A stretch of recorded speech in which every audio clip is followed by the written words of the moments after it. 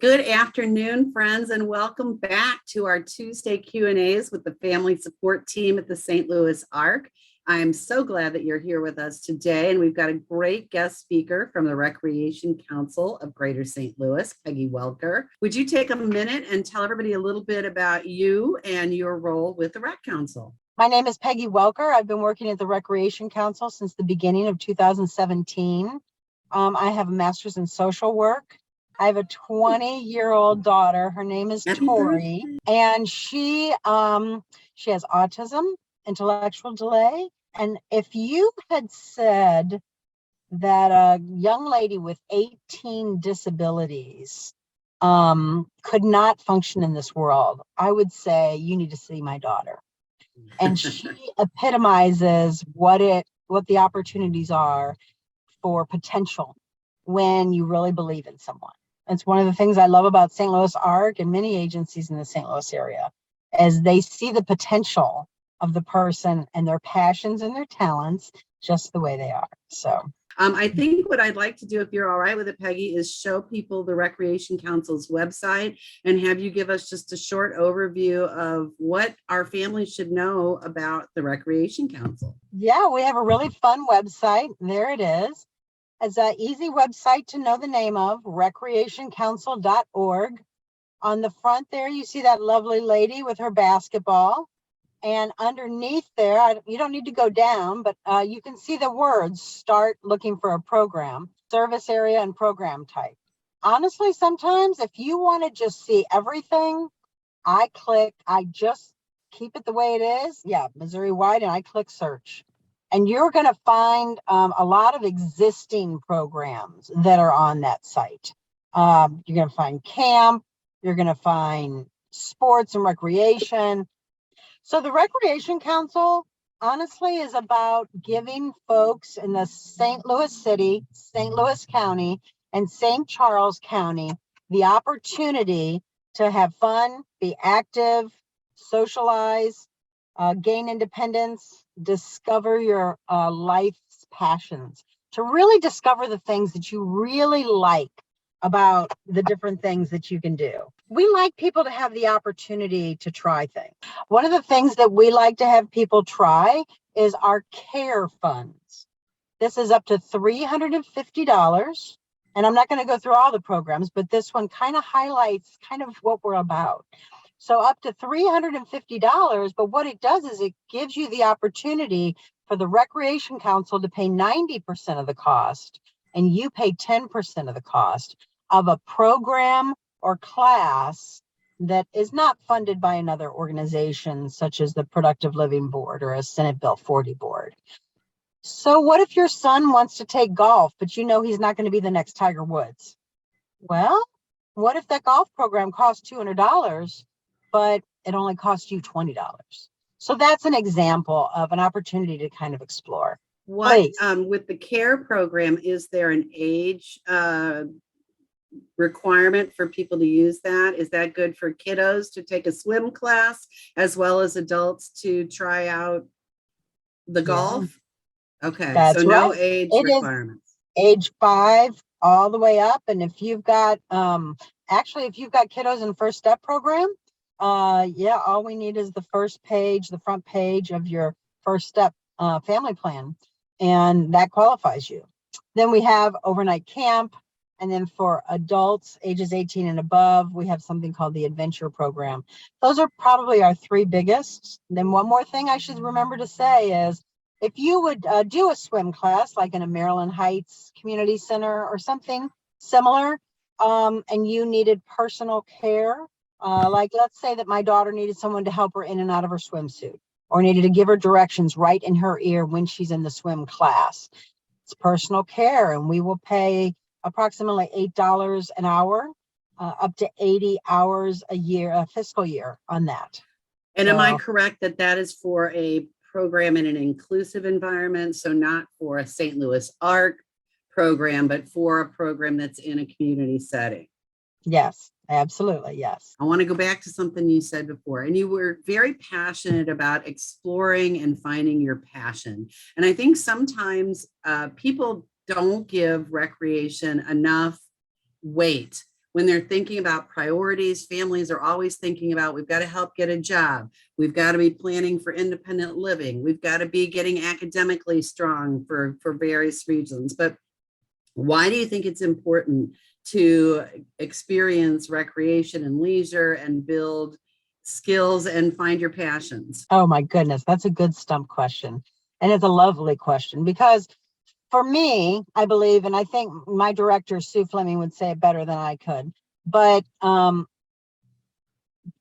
we all want to spend our adult life in a job or a volunteer opportunity that we enjoy, something that we have a passion for? So how can you find out what your passions and what things you have a talent for unless you do that? My daughter has left-sided weakness. When she was in high school, they said, oh, she can't join the track team. I think they thought she would explode if she ran too fast. I'm not sure what. But after a year and a half of advocating, we got her on that track team, and she improved so exponentially that she changed that coach's expectation of what it meant to have a physical limitation and yet still be able to improve yourself personally. In our adventure program, we're doing something kind of flexible this year because of the COVID pandemic situation. I can't promise this is going to happen to everyone, but actually it ended up creating an opportunity for someone to walk into a job. They met someone at a recreation thing. The parents became friends. The young people became friends. This family had a job in the community and invited this person to come and join them in that job. That's what they had been actually wanting, was to get a job, but they didn't have necessarily all the tools, and this just presented itself. How cool.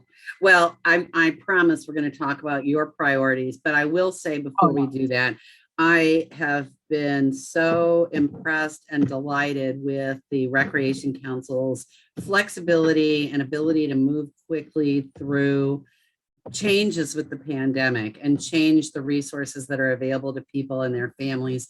I don't know how many of the families out there remember, like right at the beginning of everything shutting down, the Recreation Council pivoted and took all their money for face-to-face camping programs and things like that, and created a lending program, a program where people were able to get their own tablets. And so that people had a tablet and everything downloaded onto it and some training so that they could sit at home and engage in classes and connect with friends and do all of that stuff. So the Recreation Council just is super smart and effective in the way they deliver their services. So Peggy says that she wants to talk about choice today. And I think some of that probably comes from how we've learned to be more flexible during the COVID pandemic.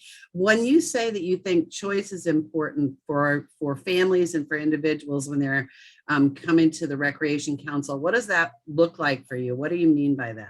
Well, I think that as my daughter was going through school, I had a pulse. I had an idea of what I thought were her gifts, her talents, her abilities, how far she could be challenged.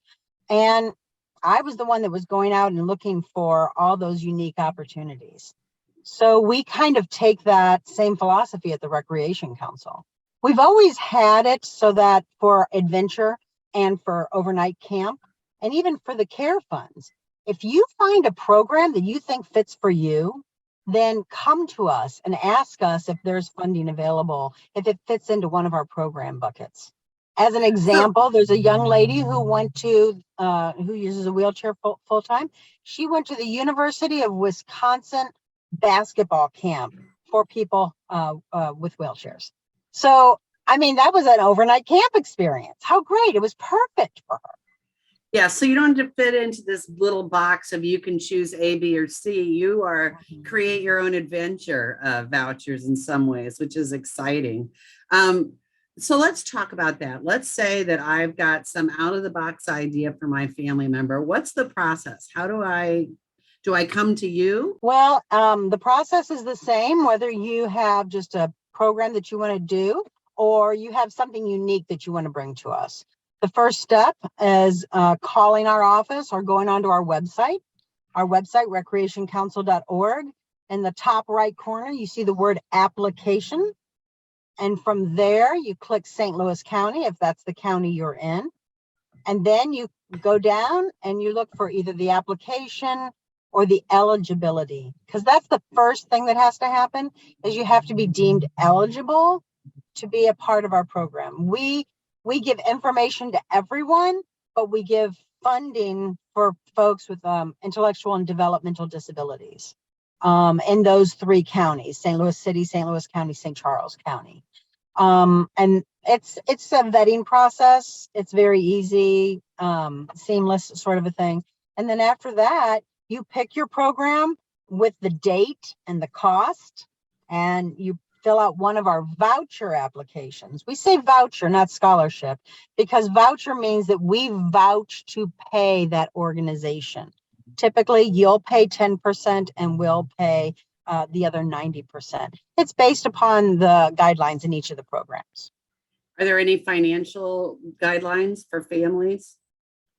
There's no income threshold at all. Sometimes there might be an opportunity for a little bit extra funding if there's a financial need. And then we have a process to kind of validate that. That's, again, it's pretty seamless. Super. I will tell you, families, if you are already accessing services from one of your county tax boards, then you will already be in the system, and you probably will have a very streamlined approach to getting approved to move through into those voucher applications, because everything is now coordinated where we can just check. And if somebody's done it once, you've done it. So yay. So can you really quickly talk about the what each of the vouchers does? Yeah, I'm going to go through that very quickly. And then there is one special program that's going on that I'd be happy to talk about for another 2 minutes. Okay, so we have, I'm going to try to remember all of them. We have the adventure program that is for ages 18 and above. And typically, St. Louis Arc has the Arc Escapes, and Sunny Hill has Sunny Hill Adventures.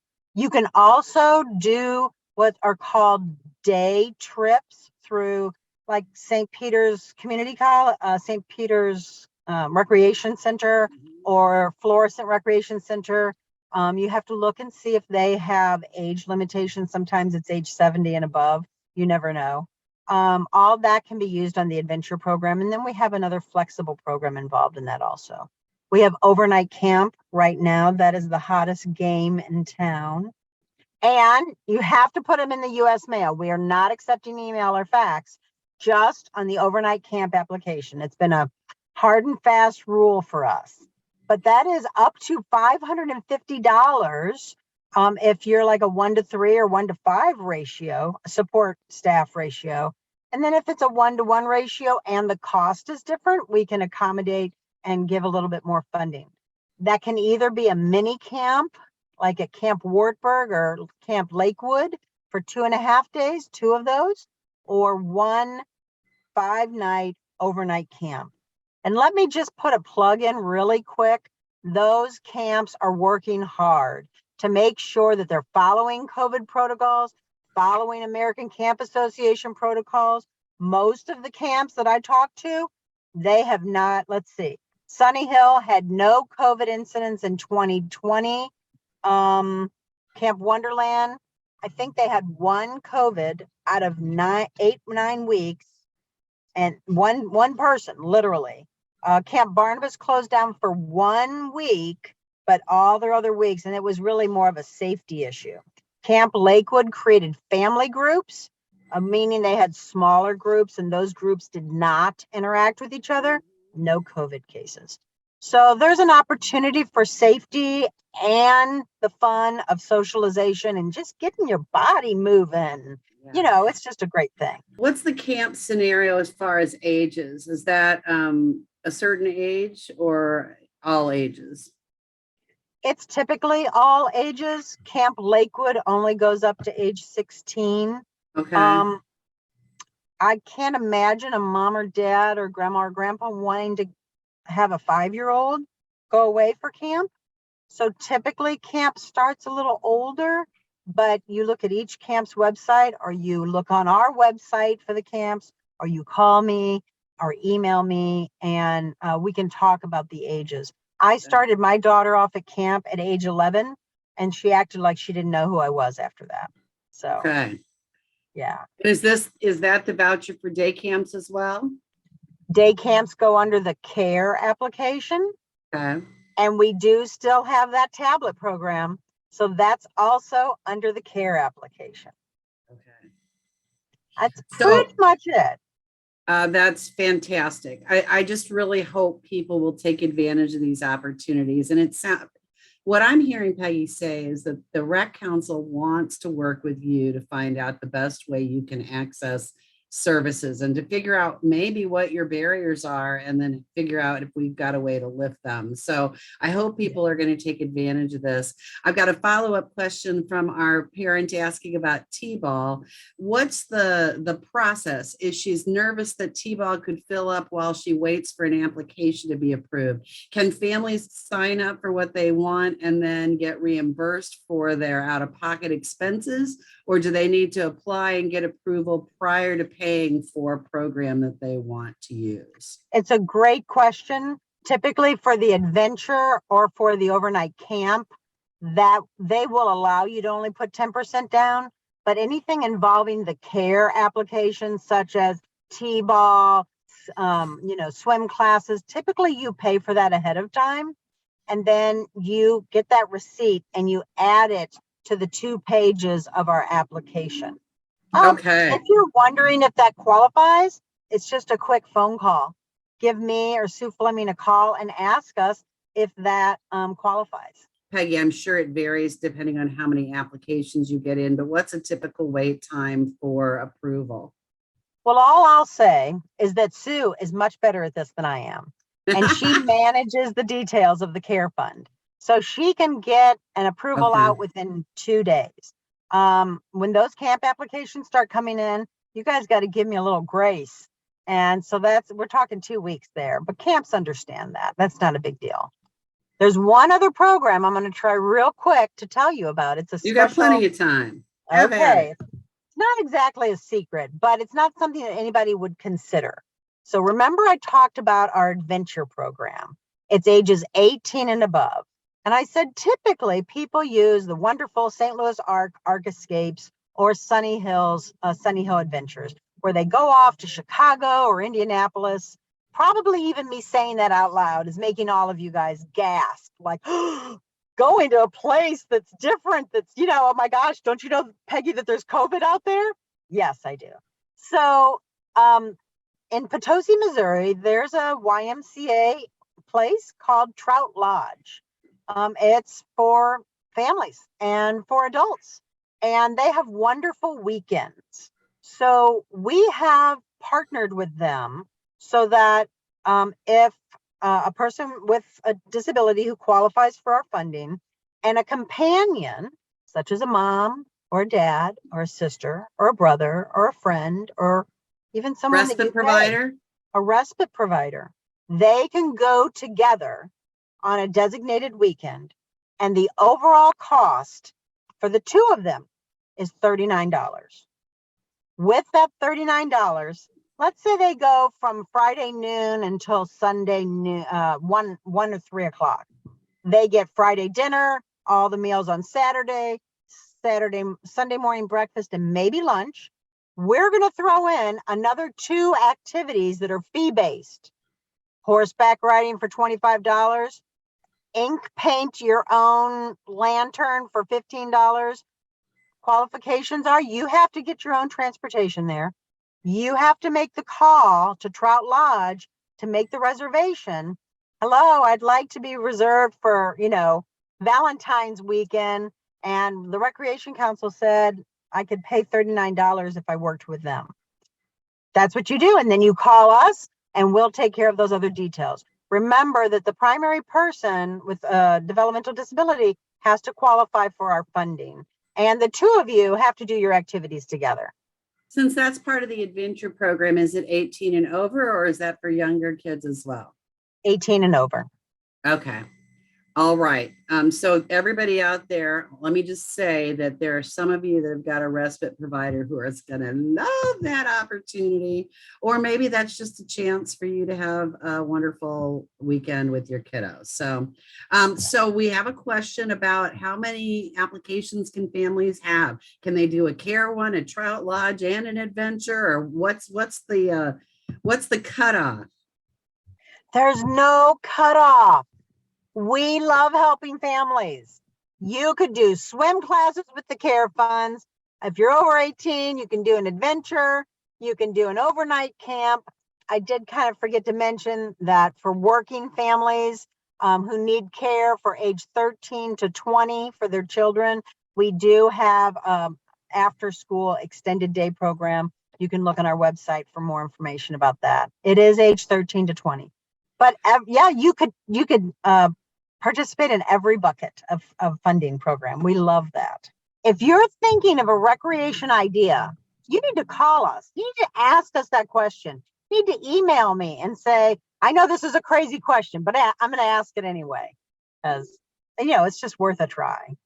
I think that's such great advice in every aspect of your life. I think that providers have what we have, but often we are completely open to working with families on exploring their big ideas. Well, at the Recreation Council, we like to feel like it's your choice, your family's choice, that individual's choice. What is it that they are interested in?